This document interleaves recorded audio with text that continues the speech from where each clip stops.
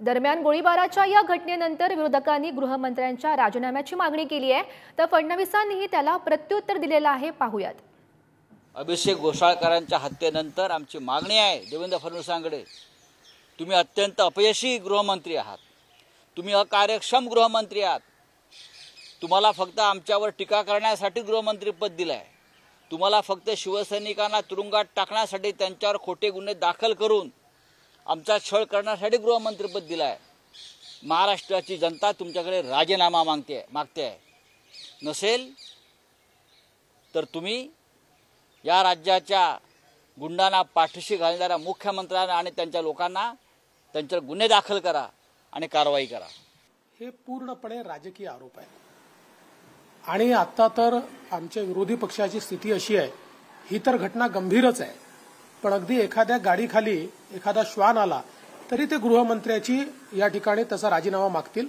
त्यामुळे या गंभीर घटनेकरता त्यांनी मागितला तर मला त्यात काही आश्चर्य वाटत नाही. मला असं वाटतं की या सगळ्या घटनेचं राजकारण ते करू इच्छित आहेत. त्यांना देखील हे माहिती आहे की ही जी काही या ठिकाणी हत्या झाली आहे ही वैयक्तिक वैमनस्यातनं झालेली हत्या आहे. पण मला असं वाटतं की ठीक आहे, विरोधी पक्षाचं काम विरोधी पक्ष करतोय. माजी नगरसेवक हा प्रकार घडायच्या अगोदर कोणाला भेटले, हा देखील आमच्या समोरचा एक प्रश्न आहे. हा देखील एक प्रश्नचिन्ह आहे आणि याचा देखील तपास झाला पाहिजे. नक्की फेसबुक लाईव्हमध्ये जे कॉम्प्रोमाइज झालं, ते कॉम्प्रोमाइज करण्याच्या मागं कोण होते हे देखील जनतेसमोर आलं पाहिजे. हे कॉम्प्रोमाइज करून त्यांच्याकडे जाऊन तुम्ही बसून हे मिटवा हे सांगणारे कोण होते हे देखील जनतेसमोर आले पाहिजेत. आणि म्हणून ज्यांनी उबाठामध्ये एकत्र काम करण्याचा निर्णय घेतला, जो कालच घेतला, फेसबुकमधनं आपण बघितलाय, त्याचं समर्थन एकनाथ शिंदेसाहेब कसं काय करू शकतात, हा साधा सेन्स असण्याचा भाग आहे. आणि म्हणून मला वाटतं की एखादी वाईट गोष्ट घडली की ती शिंदेसाहेबांमुळे घडली आणि एखादी चांगली गोष्ट घडली की ती आम्हीच पूर्वी केलेली होती, अशा पद्धतीची भूमिका काही लोक राजकारणातली मांडतायत. त्या टिळकनगरच्या पराडकर नावाचा गुंड हा ह्या राऊतांच्या आणि मातोश्रीमध्ये ह्यांना चहा भरून देण्यासाठी रोज सकाळी रात्र बसायचा तिकडे. सचिन वाजे तर वर्षामध्ये 2-2, 3-3 दिवस जाऊन राहायचा. डॉक्टर महिलेला ह्याच संजय राजाराम राऊतनी जाहीर कॉलवर शिव्या घातलेल्या, धमक्या दिलेल्या, तरीही मुंबई पोलिसांनी साधी ह्याच्यावर एनसी पण केली नव्हती.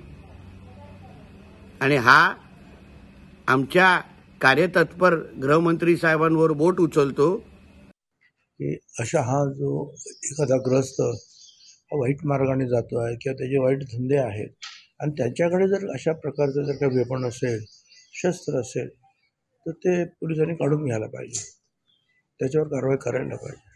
आणि देताना सुद्धा जे आहे सांभाळून दिलं पाहिजे. अनेक गोष्टी असतात आणि लोक मागतात, कारणं पण असतात, त्यावेळेला द्यायला सुद्धा पाहिजे. पण जर पोलिसांना असं आढळलं की हा एका वाममार्गाने जाणारा एखादा हा ग्रस्त आहे किंवा दादागिरी वगैरे करणारा असा गुंड प्रवृत्तीचा असेल, तर मला असं वाटतं त्याच्यावर लक्ष तर ठेवायला पाहिजेत. कारण मला असं कळलं त्या मॉरिस वगैरे कोण हा मारतो 1-2 वर्ष जे आहे कुठल्या तरी एका गुन्ह्यामध्ये जे 2-1 वर्ष जेलमध्ये जाऊन आलेलं होतं. त्याच्याकडे शस्त्र कसं काय आलं?